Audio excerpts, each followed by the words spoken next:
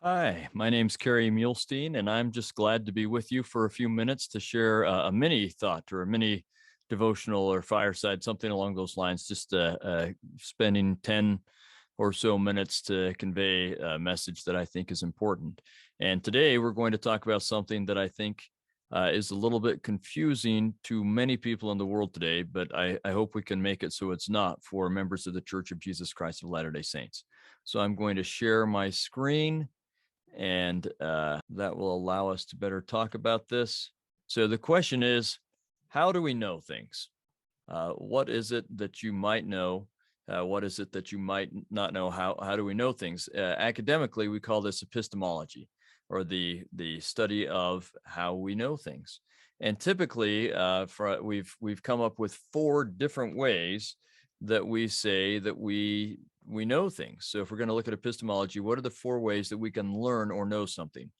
One of those ways is called intuitive knowledge. Intuitive knowledge is what comes through inspiration or from faith, we could say, or intuition, right? These are things that we know in a way that isn't as easy to describe, but are often very, very real. And I'm going to, let's talk about that for just a moment. Intuition, psychologically, a lot of academics will say, okay, that can be a real thing, and it's when you are so familiar with certain situation or certain things that your brain is able to put it together in a way subconsciously that your conscious doesn't fully recognize, but you should listen to that subconscious because it has put the pieces of the puzzle together, and you can actually know things, especially experts and people with a lot of experience in a certain thing, and we call that intuition. But I think usually academia gives inspiration short shrift, and I don't think this is wise. I will just state from the outset that it is very, very real, and we should not ignore it. In fact, in many ways, I will argue it is the most trustworthy source of inspiration or revelation. The problem is many people haven't experienced it, or not. It's the most trustworthy source of knowledge, I should say. Inspiration or revelation is the most trustworthy source of knowledge. The problem is that many academics haven't experienced it, and so they don't know what it's like. There's an analogy that I often use. I even had this published in the Ensign once, and it goes like this. When I was in graduate school, apparently I didn't realize this, but at some point I chipped off a little piece of cartilage in my knee. And it was starting to rub on the nerves and irritate it. So in order to protect itself, the body started to wrap some more cartilage around it, and it got bigger and irritated me more. So it wrapped more around it, and so on, till it was just getting more and more painful. I didn't know this is what was going on. I just knew my knee hurt a little bit, and then it hurt more and more until it was really painful all the time. It got to the point where I couldn't wear jeans that or any material that was heavy. Just that much pressure would hurt. I did not kneel on both knees for probably about 8 months to a year. When I prayed, I would have one knee up. When my kids ran to hug me, I would always quickly stand with one knee hidden behind the other. Oh, I apologize. I would stand with one knee hidden behind the other, so that they wouldn't accidentally bump it, because it was too painful. So eventually I even figured out I should go to a doctor. I'm a little slow, but I figured that out. So I was in graduate school at UCLA. So I went to UCLA hospital, and they looked at me, and I told them the problem, and they said, well, let's do some x-rays. So they did some x-rays. They didn't see anything. So they did some fluid filled x-rays and some MRIs, and they weren't seeing anything. And so really they kind of decided that there was nothing there. And so they wanted to treat me. You have like phantom pain or nerve damage or something, gave me cortisone shots, which actually made it worse, and all sorts of things. But they just didn't believe that there was something there. I knew there was something there. They couldn't detect it with the best science or technology available. They couldn't detect it, but I knew something was there. And so I kept going back and saying, I need to see another doctor, until I finally got bumped up to the head of, now I can't think of anyway, the kind of surgery, orthopedic surgery, the head of orthopedic surgery. And when I told him my story, he said, can you point to where the problem is? And I said, yeah, it's right here. And he made a little marker thing on it, deadened my knee, sliced me open, found that little thing in there that was irritating me, and could look and tell me the story of what had happened. So to back up, and I was healed. No problems after that. So my point is that according to the best technology and observation available to all of these doctors, there was nothing wrong with my knee. But I knew by senses that were available to me that weren't available to them, that there was, and that it was real and it was powerful. And it turns out it was real and powerful. And I'm glad I didn't listen to them when they didn't want to believe me and what I had experienced and the feelings I was experiencing. That's true of my experiences with revelation as well. I've had real and powerful and valid experiences, and other people who haven't had that can try and dismiss it, but they're wrong. Just because they can't detect it doesn't mean it's not real. It is real, it's powerful, it's valid, and we can't yield on that point. All right. So intuitive knowledge is an important method of learning, but it's not the only. All the methods are important. All right. We often talk about what is known as authoritative knowledge. This is when someone that we trust tells us something. So someone, so for example, a biologist tells you this is how cells operate. And we say, well, they've studied this for a long time, so they know. Or an astronomer, the star will appear at this time. Okay, they've studied that a lot. We trust them. So we know because we trust someone who's become an authority on that. There's also logical way of learning or knowing, and that's where we just reason things out. Well, if this and this both happen, then it should yield this, right? That's just logically reasoning it out. And then we have the empirical way of knowing, which is when we observe things, phenomena, right? We can observe it, we can see it. Now, all of these are useful and they all have their place and they all have limitations. But it's really rare that any of them are used just alone. Usually they are combined with each other, although we may not always recognize that. And that's what I want to discuss here. So let's talk about two processes. One we'll call the academic process. And often people say, well, this is just the empirical process, but it's not. It's never just the empirical process. I don't think there's actually ever the empirical process all by itself. What it is it's the empirical process. We will observe something. Sometimes we may create a measurement, an instrument to measure it. That might be a survey. It might be a telescope or a microscope, but we create something that allows us to observe something. But then we've observed that we have to interpret it. You always have to interpret that. And so we combine the empirical process with the logical process. And you take these two facts and you combine them together, or these two processes and you combine them together by saying, okay, I saw this and this. I think that must mean this. Sometimes we make unnoticed assumptions, and that causes us problems. Sometimes there's crucial data that's missing that we don't recognize. We don't know that we just haven't observed that data, or that data is not available, and that can hamper it. But still, this is a very valuable process. And typically, when you put these two together, it yields an authority. Right. So the authoritative one is part of this. So the academic process usually is a combination of all of these things. Let's talk about another process, which is the revelatory process. And the revelatory process, I would suggest, is also a combination of two processes. You've got intuition or inspiration that comes from God, revelation that comes from God. But when it comes from God, it always, as far as my experience is, involves some kind of the aspect of the logical process. We interpret what it means. I can't tell you how many times I've been inspired to do this, and I assumed it was because this was going to happen. And it was only later that I figured out, no, it was just so you could be here, so that then you could notice this and go this direction, right?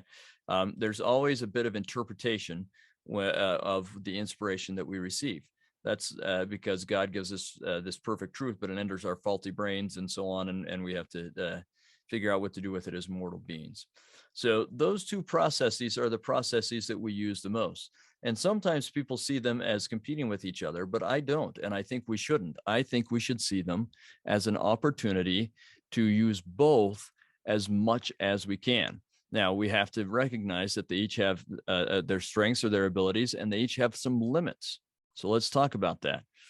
What can the academic process tell us? It can tell us great things about things that we can observe. It's wonderful in that way. Well, what can it not tell us? Well, there are actually a lot of things it can't tell us, including about things that we're unable to observe. So, for example, God. It really can't tell us much about God. We can't observe him. For most of our history, it couldn't tell us anything about ultraviolet or infrared because we couldn't observe it. Does that mean those things didn't exist? No. It just means we hadn't learned to be able to observe them yet. Are there sounds that we're not observing? Yes, there are all sorts of things. All right. So we can ask, when can it not tell us this? Well, it's typically when we're incapable of observing or we have an incomplete data set. when we just don't have enough information. So, for example, and I talk about this, there's a chapter on this in my book, Let's Talk About the Book of Abraham, but I talk about its application a lot, where we'd like to know something about what Joseph Smith is doing with these alphabet and grammars, or we'd like to know something about his process of translating the Book of Abraham. But the fact of the matter is, we don't have enough data. We just don't have enough information to really know what we would like to know, and that the academic process is limited by what we're able to observe and the data we have available to us. Now let's talk about the revelatory process. Does it have limitations? Well, first of all, what are its strengths? Does God know everything? Yes, he does know everything. Can he tell us anything he wants to? Yes, he can. And he's never wrong. These other things, because it involves our ability to observe or not, it involves our logical reasoning, which is sometimes flawed, and we make assumptions or whatever, or we don't know, we're missing data. Often this process yields something that is wrong to us. In fact, we find that typically almost anything we're teaching that we're sure about in college classes today, we'll later find out we're wrong about. Right. So models of chemistry that you learn in high school, you can college and you find out we're wrong. Newtonian physics was wrong, but it can get us to do some really useful things. Right. There are all sorts of great elements of this academic process, but we have to know that it more often than not yields the wrong answer. It just still is a step forward. All right. The revelatory process does not yield the wrong answer, but we can interpret it incorrectly, as we said. So that's a limitation, right? We can often interpret it incorrectly. What's more, there are a number of things that God's just not going to reveal to us. It seems to me unlikely that God is going to reveal to me exactly where David killed Goliath. It seems unlikely to me that God is going to reveal all sorts of things to me, some because it's not important and some because we're not ready yet. So the revelatory process, while the information we get is perfect, is limited in that sometimes we interpret it incorrectly, but also in that God doesn't reveal everything to us. But there are key and crucial things that he does and will reveal. Right. So now we have to know how do we best learn? Well, first of all, we have to recognize what processes are best suited for what bits of knowledge. Can the academic process help us understand something about Christ's life better? Absolutely. Can it help us tell us whether he was divine or not, whether he was resurrected or not? No, but the revelatory process can. And so I think we should use both. Same thing with Joseph Smith. Can it tell us whether Joseph Smith really translated the Book of Mormon or the Book of Abraham through inspiration? No. Can it give us lots of information about that? Yeah, I think I understand the Book of Mormon better because I've used the academic process to try and understand it and to see what it can tell me about Joseph Smith. Same thing with the Book of Abraham. Can it make it plausible? Can it help us get more out of the scriptures? Absolutely. Can it tell me that Joseph Smith is inspired? It does not have the ability, and we don't have enough data to do that. So that will have to come through the revelatory process. The revelatory process is real and valid. And for the most important questions, it's the only process that can yield answers. And so we should absolutely use it and not let anyone who's just using one process without using both tell us that we're wrong. If someone is only using the academic process to try and answer the big questions in life, and they're not using the revelatory process, they are so limited, there's no way they can give us an answer, but they think they can, and so they tell us that we're wrong. That's a problem. Don't listen to them. They're very limited. Ignore them. But I also am leery of people who use only the revelatory process and won't engage in the academic process. If we think that God is going to give us inspiration because we are just sitting around waiting for it, I think we're mistaken. I think when we study the scriptures and the gospel, God expects us to bring everything we have to the table. I don't think he asks us to check our brain at the door. I think he asks us to put in every bit of emotional, spiritual, and intellectual effort that we have into studying the scriptures and the gospel. And that's when he will reveal more to us. It's when we're in the midst of this process with all of our heart, might, mind, and strength that then we will have our greatest moments with this process. That's what happened with Joseph Smith.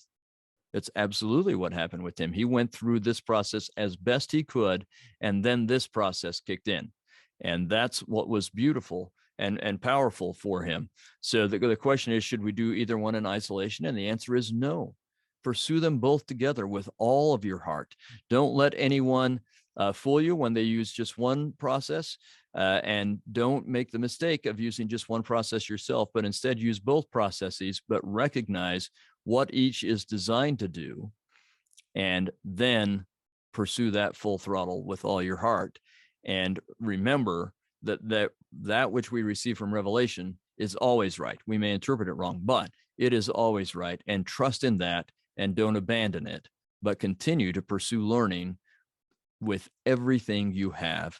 And it's my testimony from personal experience and from revelation. So that's from both empirical process and from intuitive process. It's my personal experience that when we do that, we will have fantastic, wonderful experiences in the gospel and in the scriptures. It's my prayer that we will do so in the name of Jesus Christ. Amen.